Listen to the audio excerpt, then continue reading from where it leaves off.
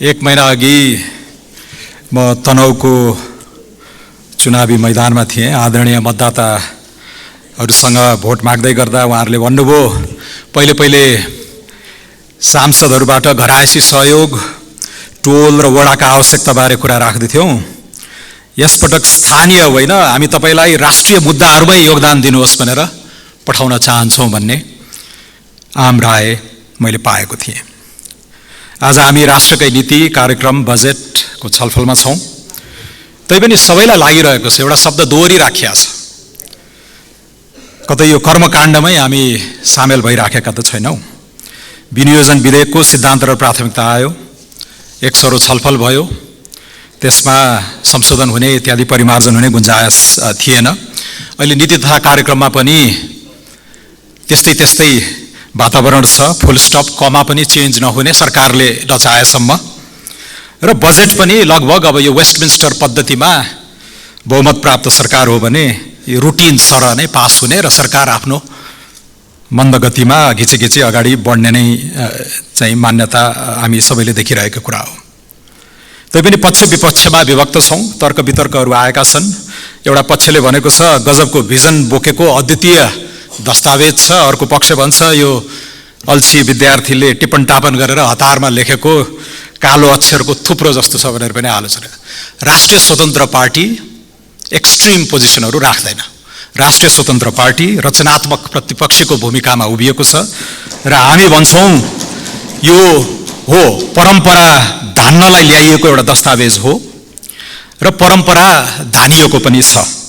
नवीनता, ऊर्जा, प्रेरणा, महत्वाकांक्षा इत्यादिका कसीमा हामी अझ राम्रो गर्न सक्थ्यौँ होला।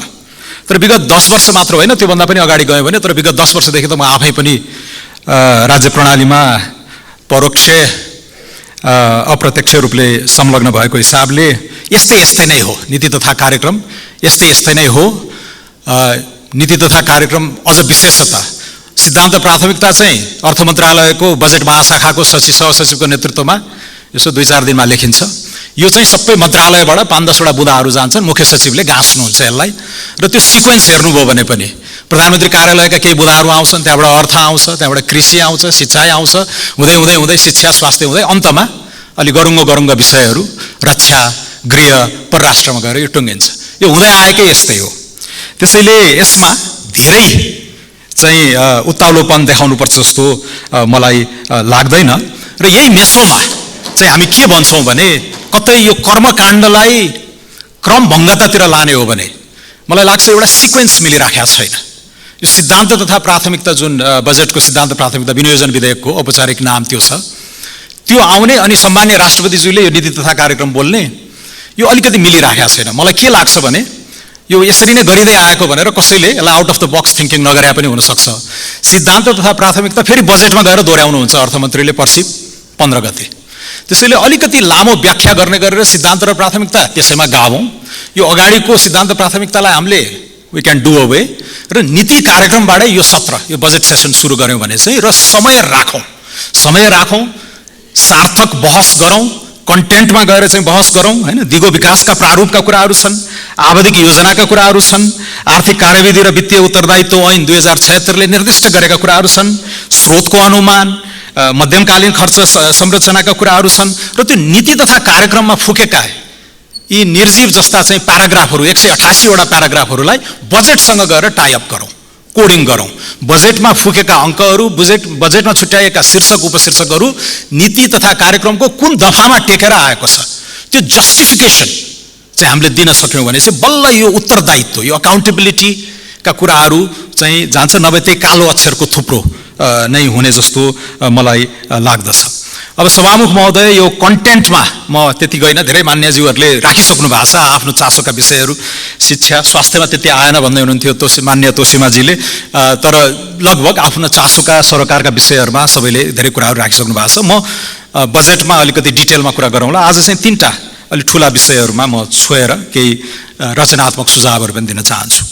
पहिलो, यो क्षेत्रगत लक्ष्यहरूको हकमा अब यो मन्त्रालयबाट आएको हुनाले भनौँ न, खानेपानीले भनेको छ घर घरमा धारा पुर्याउँछु यति समयसम्म, ऊर्जा मन्त्रालयबाट आयो होला, घर घरमा हामी चाहिँ आधुनिक ऊर्जा पुर्याउँछौँ भनेर, स्वास्थ्य मन्त्रालयले कुपोषणको कुरा गरेको छ, मातृमृत्यु दरको कुरा गरेको छ, अर्थ मन्त्रालयले बहुआयामिक गरिबी घटाउँछौँ इत्यादि भनेको छ, असमानता कुराहरू छन्, लैङ्गिक सशक्तिकरणका कुराहरू छन्, डिजिटलाइजेसन, जलवायु परिवर्तन, सडक सञ्जाल यावत कुराहरू छन्। 17वटा लक्ष्य, 169वटा उपलक्ष्य र करिब यी सबैलाई मापन गर्नको लागि 300वटा सूचकाङ्कहरू हामीले पहिले नै लिएर आइसकेका छौँ। यो सन् 2017-18 देखि नै यो सबै यो अविच्छिन्न सरकारको कन्सेप्टमै टेकेर यसमा काङ्ग्रेसको पनि अपनत्व छ, यसमा एमालेको पनि अपनत्व छ, यसमा माओवादीको पनि अपनत्व छ र अन्य दलहरू, साना दलहरू जो गठबन्धन सरकारमा सहभागी भए सबैको अपनत्व छ। त्यसैले यसमा यहाँ कन्टेन्टमा त्यति विवाद गरिराख्न परेन, तर हामीले अहिले चासो राख्नुपर्ने कुराहरू, तर यो मार्ग चित्र, यो हाम्रो विकासको एउटा साझा रणनीति डिरेल भएको छ। त्यति बेला हामीले भनेका थियौँ वार्षिक हाम्रो 20 खर्ब लाग्छ राष्ट्रिय रूपमै, सरकारको त बजेटै 16-17मा खुम्च्या छ अहिले, तर राष्ट्रिय रूपमै निजी क्षेत्रले पनि 35% जति हाल्छ, सरकारले 50-55 हाल्छ, गैर सरकारी संस्था कोअपरेटिभहरूले हाम्रो घर हाउस होल्डले पनि हाल्छन् 5-7% भनेर, त्यसरी अनुमान गरिएको त्यो खाका अलिकति भत्किएको छ। बाह्य प्रतिकूलता त भइहाल्यो, हाम्रै आन्तरिक उथलपुथल पनि छ। हिजो साँझ भर्खरै अहिलेको पछिल्लो सेन्सस डाटालाई मिहिन ढङ्गले केलाइरहेका एकजना मेरा विज्ञ मित्रले भन्नुभयो, यो बोइज र गर्ल्स, केटा र केटीको रेसियो नै हाम्रो त यस्तो डिस्टोर्ट भइसकेछ। 100 केटी जन्मदाखेरि 114 केटा, यहाँ भ्रूण हत्यादेखि लिएर हैन यो सन प्रेफरेन्सका कुराहरू सबै आएको छन्। यसले कस्तो समाज बनाउँछ हाम्रो 20 वर्षपछि 30 वर्षपछि। त्यसैले यो आन्तरिक उथलपुथलको बारेमा पनि हामीले चाहिँ यो नयाँ तथ्यमा टेकेर बहस गर्नुपर्ने भएको छ।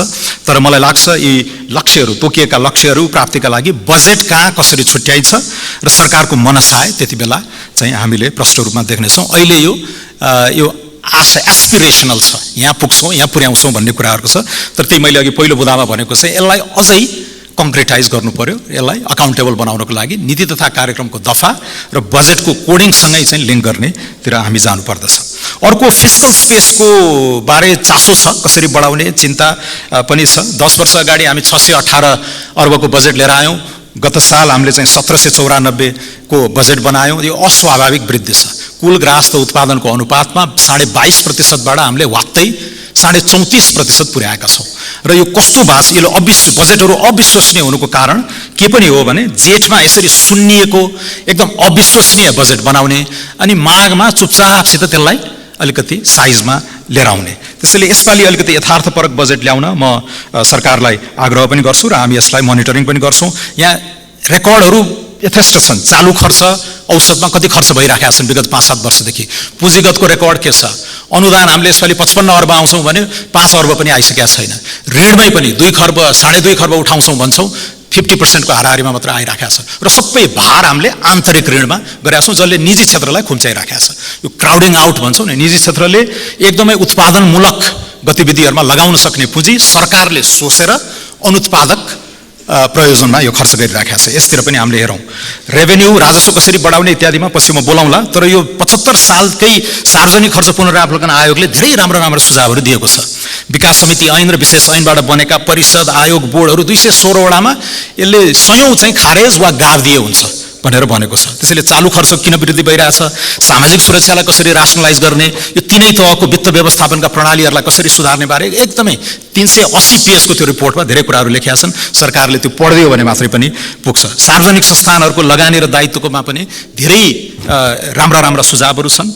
यहाँ जस्तो उदयपुर र हेटौँडा सिमेन्टलाई एउटै म्यानेजमेन्टमा राख्दैमा पनि 35% चाहिँ खर्च कटौती गर्न सकिने कुराहरू छन्। जडीबुटी र औषधि लिमिटेडका कुराहरू छन् हैन, दुग्ध विकासलाई कसरी अगाडि लाने भन्ने कुरा छन्।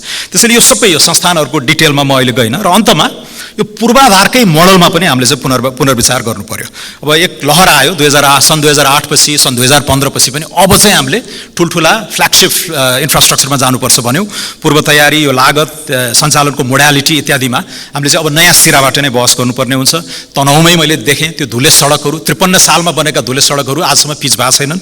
तर यहाँ पनि त्यो करप्सनको जुन हामीले कुरा गरिरहेको छौँ यहाँ पनि पुगेको छ हैन। यो अलकत्रालाई 100 को मानक मान्ने हो भने त्यहाँ ओटासिल 6मा चाहिँ बन्दो रहेछ। DBST भनेको यो चाहिँ डबल बिटुमिनस सर्फेस ड्रेसिङ करिब 12मा बन्दो रहेछ। भनेपछि यो अलिक सृजनशील भएर हामीले करप्सन र पैसा त्यो दोहनकारी राज्यनीति हैन, यो विकृत निर्माण व्यवसायीहरू र राजनीतिको यो खराब नेक्ससलाई बोक्नको लागि चाहिँ ब्रेक गर्नको लागि पनि हामीले चाहिँ यो सृजनशील भएर अगाडि जानुपर्नेछ र यसमा पनि राष्ट्रिय पूर्वाधार बहस गरेर हामीले नयाँ सिराबाट जाउँ। नीति, नियत र क्षमता यी तीनटैमा टेकेर एउटा यथार्थपरक, विश्वसनीय र आशा जगाउने खालको बजेट आओस् र यो नीति तथा कार्यक्रम र बजेट बीचको लिङ्केज एकदमै टाइट भएर चाहिँ अगाडि जाउँ, ताकि हामी फेरि सबैजना 275 जनै 65 जनै सांसदहरूले चाहिँ खालि यो कर्मकाण्ड भयो भने र आफ्नो कुराहरू राख्ने इत्यादि रेकर्डको लागि मात्रै यो औपचारिकता नहोस् भन्ने मेरो आग्रह पनि हो। धन्यवाद।